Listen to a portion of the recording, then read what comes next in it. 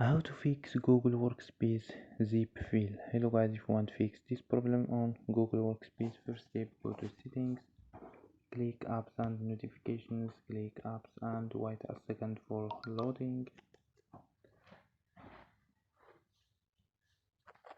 So scroll down for search your app notification, or you can click here and search Google Workspace Sheets.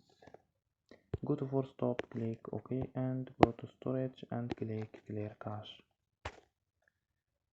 After these steps, go to data and turn off Wi-Fi and turn on your Wi-Fi and turn off mobile data and turn on mobile data.